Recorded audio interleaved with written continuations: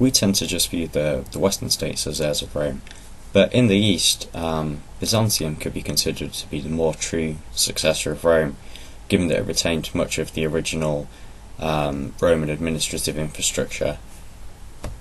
Even after the death of Justinian, Byzantium remained the largest state in Europe, encompassing most of modern-day Greece, Turkey, the Near East and North Africa. And yet, following the Muslim conquest of the 7th century, of the original 4 patriarchs in the East, Alexandria, Jerusalem and Antioch had all fallen to the Muslims, leaving only Constantinople in Christian hands. Now, despite the loss of all North African and Middle Eastern colonies, the Byzantines managed to repulse the Muslims from Constantinople by 678 and preserve their civilization, largely thanks to the use of Greek fire, a special type of naphtha that proved decisive in naval battles. There are several traits of Rome that Byzantium inherited, which we tend not necessarily to think of as Roman in the West.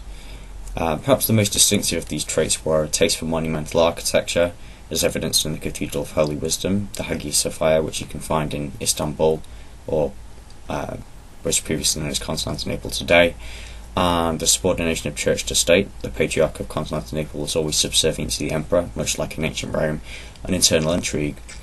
These traits passed on to the Byzantine Empire's major trading partner, Kievan Rus, and are still with us, and the successor to Kievan Rus, that's Russia today, right down to the 2-headed Byzantine eagle on the Russian coat of arms. In that sense, Russia's just as much an heir of Rome as the West.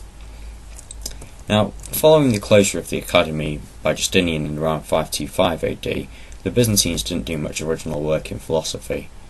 Their greatest theological controversies revolved around the use of icons, sort of golden-plated images of the saints, which were attacked several times during the iconoclasms that occurred between 730 and 840. The reasons behind these attacks on the icons were perhaps due to the success of the Muslims, who didn't believe in graven images and had a ban on them. Perhaps the belief that destroying the images would lead to God's favour and military success, or again perhaps due to the fact that the gold required to make the graven images meant that a lot of money was going out of the hands of the poor and arousing the ire of the populace. Nevertheless, this theological controversy has not had that many ramifications down to the present day, but one of the Byzantine creations that has is the codification of Roman law.